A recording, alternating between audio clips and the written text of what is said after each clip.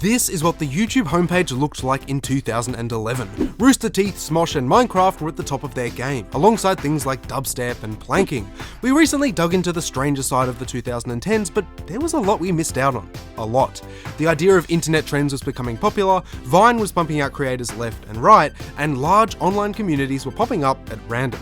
However, with everything, there is a dark side. This new internet fame had the power to both make and destroy people's lives. For some, its effects would be devastating. Anyway, strap yourself in as we'll be diving deep into the internet of the last decade. From lost media to machinima, some of it you may remember fondly, and some you might wish you could forget. You can't talk about the 2010s without mentioning pranks. It doesn't matter if they were labelled social experiments, staged or otherwise, they were huge on YouTube for a number of years. At one point, the meta was so deranged that we had people like Prank Invasion coming out with mummy kissing pranks left and right. For the commentary scene, which was still in its infancy, this provided fuel for channels like H3 Productions. Many of their biggest videos were reacting to the more disturbing side of the prank scene, like Pranks in the Hood and Ethan Bradbury. It was around this time that the phrase, "It's just a prank, bruh," gained notoriety. A lot of channels saw it as a get out of jail free card whenever they'd freshly traumatized someone. An example of this is a video called Stepping on Jordan's in the Hood prank, where the perpetrators aggravated random people by stepping on their shoes and yelling, "It's just a prank, bruh." It's a prank. It was a prank. Okay, what's the prank actually? Because you stepped on a shoe. So what was the prank exactly? At one point, even Filthy Frank and JonTron made a video on this, highlighting the ridiculousness of committing borderline criminal offences and excusing them as just pranks. You just got pranked! Anyway, the entire era was sort of jump-started by a 2013 video by Vitaly that you've likely heard of. Gold Digger Prank, which now sits at almost 50 million views, had a relatively simple but effective premise. Dope shirt, rented Lamborghini, woman bad. As it exploded in popularity, so did the genre as a whole. Unfortunately, so did its glaring flaws. To maintain relevance, you needed to continually one-up yourself and other YouTubers, making a currency of craziness that was set to grow exponentially. Clown pranks, cops called, stealing pranks, and mummy makeout day were only a few of the fever dreams the site was exposed to as a result. Fortunately, these more extreme videos didn't last long, being mostly cut off by things like the Adpocalypse in 2016, and condemned by the community at large. Going back a bit further, trolling and prank calls dominated the start of the decade. These were always seen as more minor and less harmful in nature, having a lower risk of being castrated than, say, stepping on someone's Jordans. A lot of bigger YouTubers started off in this niche, maybe through voice chat trolling on Modern Warfare 2, or the classic prank call. Still, it's not a surprise that people managed to push the boundaries here as well. Back in 2012, Max Mofo made the news for a controversial call to Lord of the Dings, who were visibly disturbed and subsequently victim to dozens of other prank callers every day.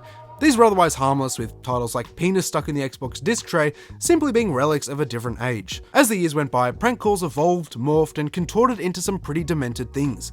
I'm not sure how many of you remember the 3am era of YouTube, but it was something else. You had NNA Productions absolutely farming views by calling up Sonic, Boss Baby, and Freddy Fazbear, which would then go on to be satirized by Arcade Craniacs years later. Anyway, pranks were ultimately replaced by the wholesome, giving 100 Teslas to homeless people style of video. This and challenges became the meta for quite a while. Thank you, Mr. Beast! Yeah, what it is, I don't care.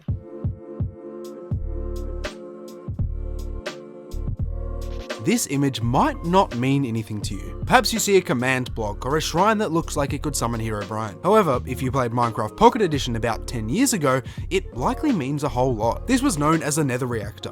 While Mojang worked on implementing the full nether into PE, the reactor allowed a structure to be spawned that granted access to its exclusive items. This allowed players to do things like farm zombified piglins, which otherwise wouldn't have been possible. While it may look strange now, the nether reactor was indeed a real and functional feature. The same, however, can't be said for the following. Take 14 blocks of glowstone, a bucket of water, and what would you have? 31 million views in 2011. If you've never tried making an Aether portal, you've never known real disappointment. I remember thinking deep down it would never work, but I still watched countless videos and tutorials in hopes of somehow making it through. For a while, this was like Fortnite clickbait today on steroids. People would load a bunch of mods, film a 2-minute video on 3 FPS, and get hundreds of comments asking, Has Mojang patched this? to this day, people are still making videos.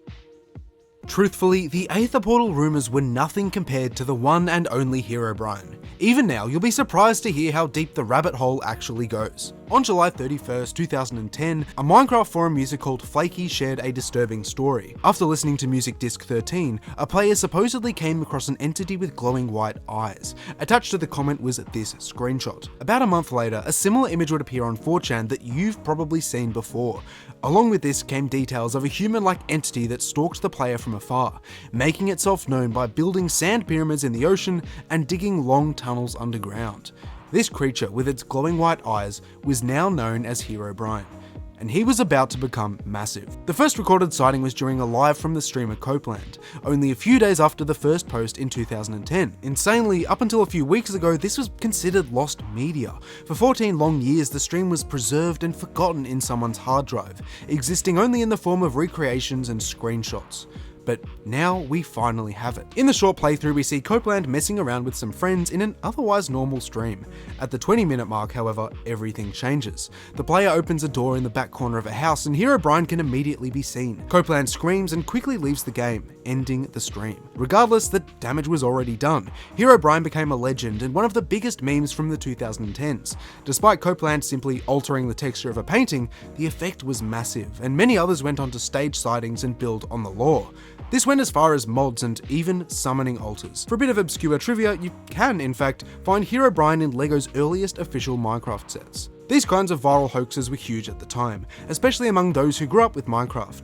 It also helped kickstart the popularity of YouTube videos on the game, whether it was in Let's Plays, tutorials, or sightings seen by millions of people.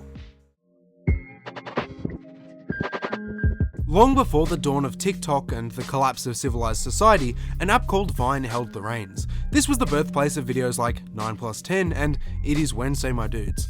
Launched in 2013, the platform hosted short-form videos that were capped at 6 seconds. This forced creators to be as humorous as possible in a short time frame, having to innovate to grab people's attention. Vine stayed strong for all of 4 years before shutting down in 2017, at the hands of Twitter. Despite this short run, it was responsible for the birth of some pretty huge creators. Danny Gonzalez, Drew Gooden, and the Paul brothers, who we'll get into later, are only a few examples. As they transitioned to YouTube, many carried across a host of controversies and criticism. Dubbed the Viner Invasion, they would come under fire from existing YouTubers like PewDiePie, Ethan Klein, and even MatPat. Common complaints were their use of clickbait, lengthy runtimes, and the cardinal sin of cringe.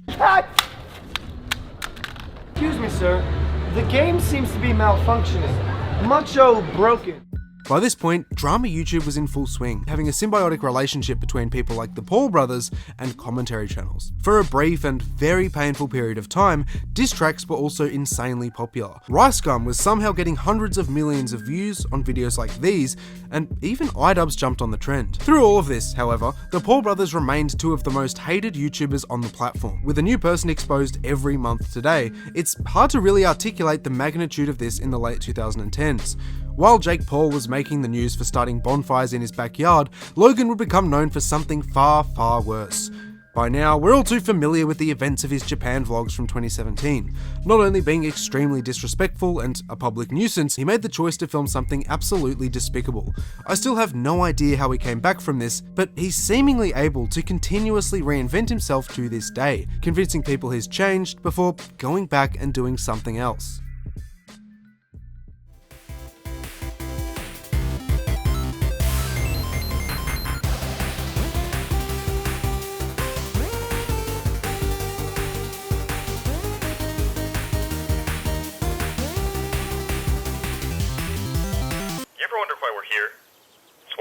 Mysteries, isn't it? Why are we here? Do you recognize this logo? If you were online at any point in the last 20 years, there's a very good chance you do. It, of course, is Machinima. Now, before we get into the complexities and controversy that marked its termination, it's important to set the stage. The term Machinima refers to the use of computer games to make a cinematic production. If you're an absolute legend, your thoughts might already be drifting to Red vs. Blue, which used Halo's game engines to make over 200 episodes. In the first of these, you can clearly see footage taken directly from multiplayer matches, with elements of the HUD like the Magnum reticle still intact. Still, the practice of using video game engines in animation can be traced back far earlier. In the 1980s, for example, you can find its roots in the demo scene. This evolved as games like Doom and Quake were released in the 90s, with people starting to record and add narratives to gameplay. Suddenly, it was the year 2000, and a website of the same name had appeared online, Machinima.com. This served as a space for creators to share and experiment with games like Halo, The Sims, and World of Warcraft. This was soon to change, and they transitioned to more of a formal, multi-channel network, or MCN. They quickly developed a presence on YouTube, being the 4th most popular channel in 2012. To be honest, it's no surprise these kinds of videos did well. If you had a microphone, a recording device, and a storyline, you could easily make a compelling video using a game to generate the visuals. It felt authentic, community-driven, and creative. And this was exactly what people wanted. Regardless, as they entered the 2010s, things would begin to turn sour. Many of their contracts with creators came under fire for being restrictive and problematic. At the forefront of this was the YouTuber Braindeadly, who signed onto a ridiculously terrible deal. The contract stated that, while he would receive a percentage of ad revenue, its terms were effective forever. This meant that they essentially owned the rights to any and all future content made on his channel, being known as a perpetual contract. Where other MCNs would sign you on for, say, a couple years, this new practice was predatory and highly criticized. Since many creators were young, making little to no money from their videos, they were much more likely to gloss over the fine print if it meant getting a few more dollars a month. Machinima knew this, and many believe they completely took advantage of it. As these controversies became increasingly public and older contracts wore out, barely anyone wanted to partner with them. At this point, it was also a lot easier to receive monetization through YouTube, leaving little to no incentive to sign on. Finally, one fateful day in 2019, the Machinima channel was wiped. Over a decade of videos disappeared in an instant, taking hours of fan-made content with them. A lot of this was due to copyright issues on older clips, but also corporate restructuring. Today, Machinima as an art style has largely vanished. Perhaps it was irredeemably tainted by the corporation, or maybe it just became oversaturated. It is important to note that Red vs. Blue continued on throughout all of this under Rooster Teeth, and has only recently concluded. So while it's still being produced on a smaller scale, it is yet to return to its former glory. I, for one, hope it does. It goes without saying, but internet fame is not for everyone. For every wholesome retirement, there is a Tobuscus, and for every PewDiePie, there is a Chris Chan. The darker effects of being a chronically online public figure had only just started to become clear in the 2010s. While some made their fortune, others fell into the depths of depravity and despair. The best example of this is the creation and exploitation of the Lolcow. If you're new to this phenomenon, which I really hope you are, I'll get you up to speed.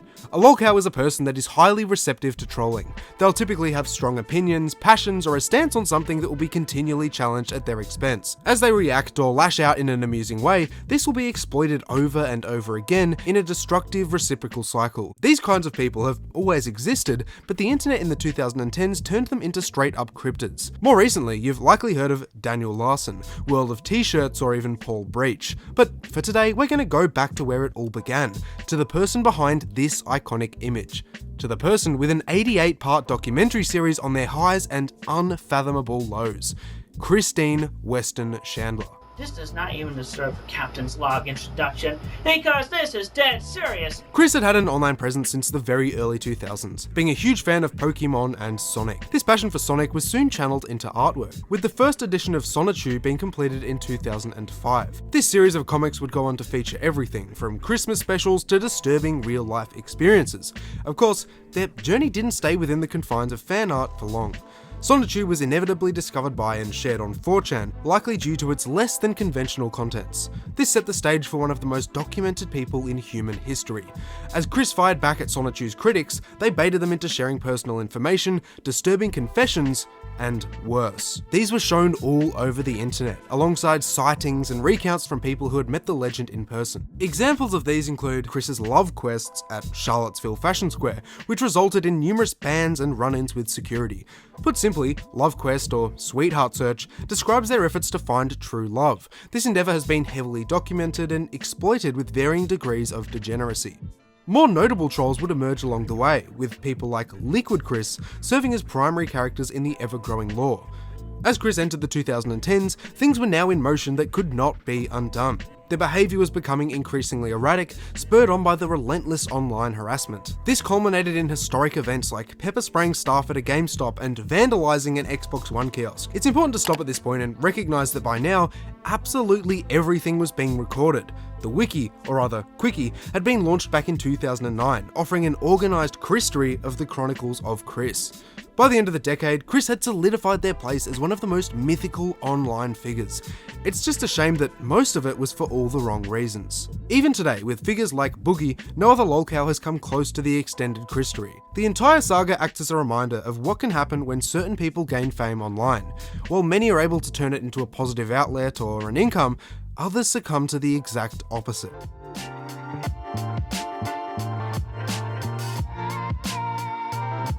From Lego stop motion to the Asdf movies, animation used to be a massive niche on YouTube.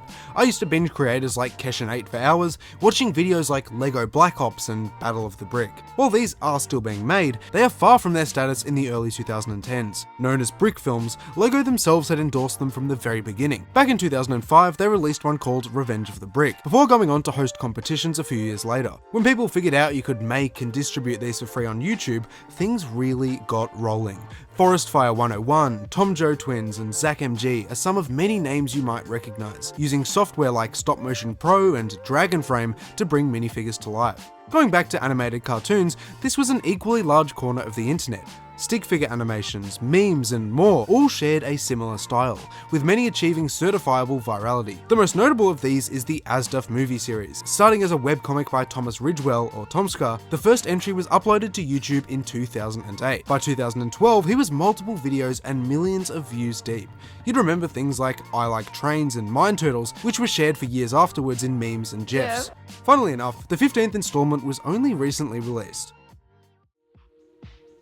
It's no secret that the internet was a lot different in the 2010s, at least compared to the way it is now. You didn't have to always put Reddit at the end of a search to find something of value, and YouTube was a lot more lenient when it came to content creation.